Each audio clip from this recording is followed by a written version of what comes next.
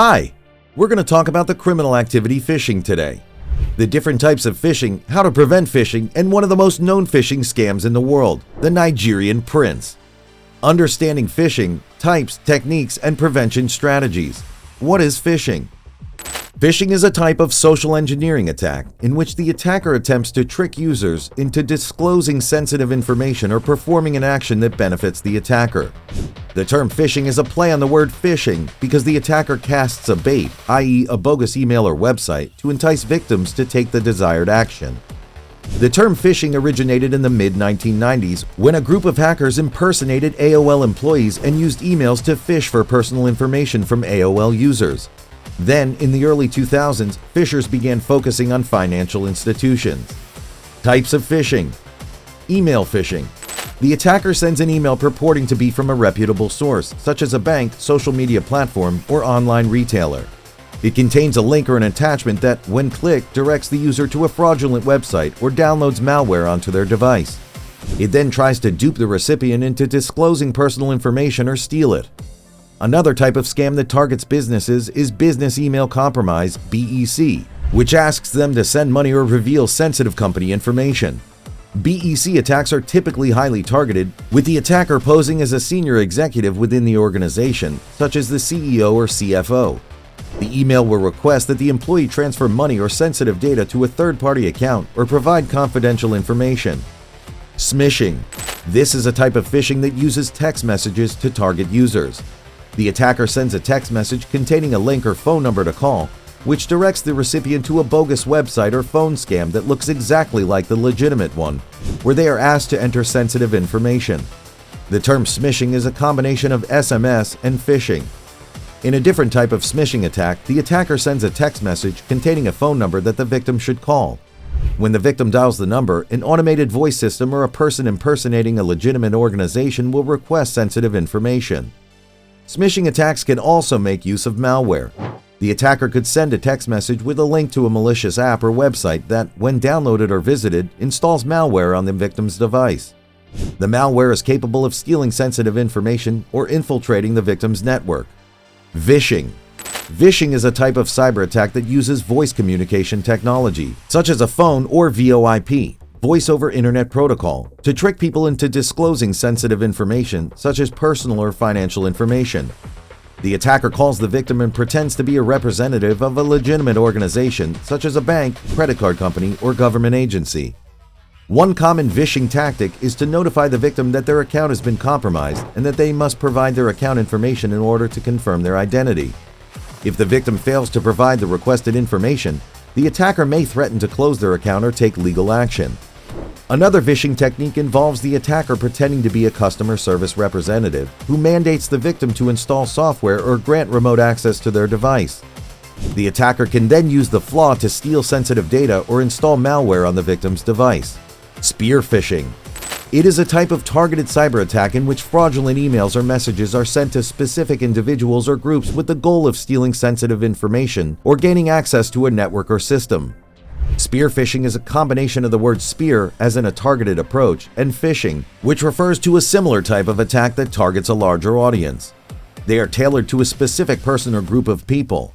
Attackers frequently learn about their targets from publicly available sources, social media platforms, or previous data breaches.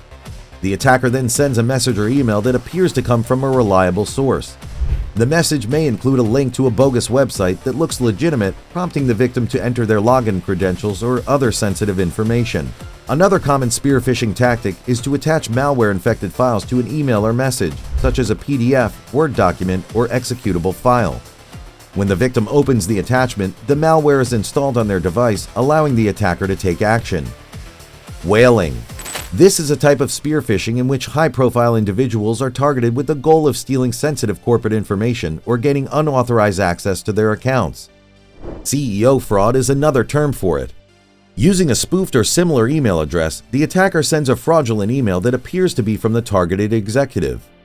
The message may request an urgent wire transfer or payment, which appears to be for a legitimate business reason, such as vendor payment, acquisition or merger costs, or tax payments. The email could also include a request for sensitive information. Another example is bulk phishing, in which cybercriminals send fraudulent messages with false promises in bulk, knowing that at least a few will become victims of identity theft. Clone phishing, on the other hand, occurs when an attacker duplicates the contents of a legitimate message that the target has already received and replaces the original links in the message with fake ones. There's the Microsoft 365 phishing, which dupes users into disclosing their Microsoft Office 365 login credentials. And social media phishing is all about gaining access to a target's social media account. How does phishing work? The attacker selects a target, such as a person or a company, and learns about their interests, habits, and vulnerabilities.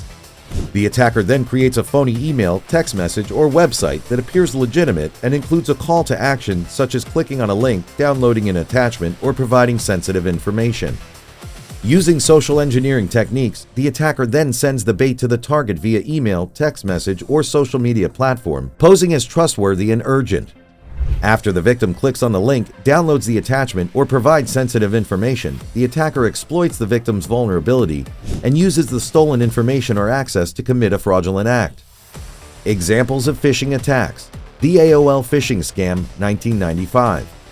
The AOL phishing scam started with a mail purporting to be from AOL customer service. The email would inform the user that there was a problem with their account and that they needed to provide their login credentials in order to verify their account. The email would include a link to a fake website that looked like the AOL login page, but was actually controlled by the scammers. After entering their login credentials on the fake website, the scammers would capture the user's username and password and use it to gain access to their AOL account. The scammers would then use the stolen login credentials to send more phishing emails to the user's contacts, further spreading the scam. They would also use the compromised accounts to send spam and engage in other fraudulent activities. One of the most notable examples of the AOL phishing scam was the case of Jason Smathers and Jeffrey Kilpatrick, who carried out a phishing scam in 2003 that netted them over $92,000. They sent out thousands of phishing emails to AOL users, tricking them into entering their login information into a fake AOL login page. The stolen credentials were then used to access the users' accounts and sell the screen names to spammers. Nigerian print scam, 1990s to present. The 419 scam, also known as the Nigerian print scam, involves a person claiming to be a wealthy individual or a member of Nigerian royalty who needs help transferring large sums of money out of their country. The scammer offers the victim a percentage of the money in exchange for their assistance and requests sensitive information. In reality, there's no money, and the scammer gets the victim's personal information. In some cases, they send forged documents and impersonate government officials in order to persuade the victim that the offer is genuine. One of the most well-known examples of the Nigerian print scam is the case of Emmanuel Nwood, who defrauded a Brazilian bank of $242 million in the late 1990s. Nwood pretended to be Nigeria's central bank governor and persuaded the bank's directors to invest in a bogus airport construction project in exchange for a cut of the profits. He used a network of accomplices to create fake documents and wire transfers to make the scam appear legitimate. Nwood was eventually apprehended and sentenced to prison. PayPal scam, 2000s. In the early 2000s, scammers began targeting PayPal users with a scam that involved sending fake emails that appeared to be from PayPal. The scam was designed to make users reveal their account login credentials and other sensitive information. They would send emails to PayPal users that looked like they were from PayPal, complete with official logos and branding. Users would be asked to enter their account information after clicking on a link to a bogus PayPal login page. After entering the user's information, scammers would have access to the user's PayPal account, which they could use to make unauthorized transactions or steal money. In some cases, the scammers would even change the user's account settings or contact information to make it more difficult to regain control of their account. The eBay Phishing Scam, 2004. The eBay phishing scam started with a phishing email purporting to be from eBay customer service. The email would inform the user that there was a problem with their account and that they needed to provide their login credentials in order to verify their account. The email would include a link to a scam website that looked like the eBay login page, but was actually controlled by the scammers. After entering their login credentials on the fake website, the scammers would capture the user's username and password and use it to gain access to their eBay account. The stolen login credentials would then be used by scammers to sell items on the user's behalf or to make unauthorized purchases using the user's payment information. They would also use the compromised accounts to send more phishing emails to the user's contacts, further spreading the scam. A man named Nicholas Lee Jacobson launched a phishing attack on eBay in 2003. He sent out thousands of phishing emails to eBay users, tricking them into entering their login information into a fake eBay login page. He then used the stolen credentials to gain access to the users' accounts and sell items on their behalf, earning over $20,000 in fraudulent sales. Phishing prevention strategies. Being aware of the existence and potential risks of phishing attacks is one of the best ways to prevent them. Verification of source. Before clicking on a link or downloading an attachment, double-check the sender's identity and the website's legitimacy. Check that the email address, domain name, and SSL certificate match the expected source. You can also contact the sender directly to confirm the message's authenticity. Also, the installation and update of dependable antivirus and anti-malware software that can detect and block phishing attempts. Users should also keep operating systems, web browsers, and other software up to date with the most recent security patches and updates. This can help prevent vulnerabilities from being exploited by attackers in order to gain access or steal data. Enabling two-factor authentication, 2FA, on all online accounts adds an extra layer of security by requiring a second form of verification in addition to passwords, such as a code or a biometric scan. Reporting suspicious activities like suspicious email or messages to the appropriate authorities can aid in the prevention of phishing attacks and the protection of other potential victims. The role of technology in preventing and mitigating phishing attacks. Phishing attacks have become more common in recent years, and they can cause significant financial and reputational harm to both individuals and businesses. Fortunately, technological advancements have provided new tools and techniques for preventing and mitigating the impact of phishing attacks. Email filtering is a key technology that can aid in the prevention of phishing attacks.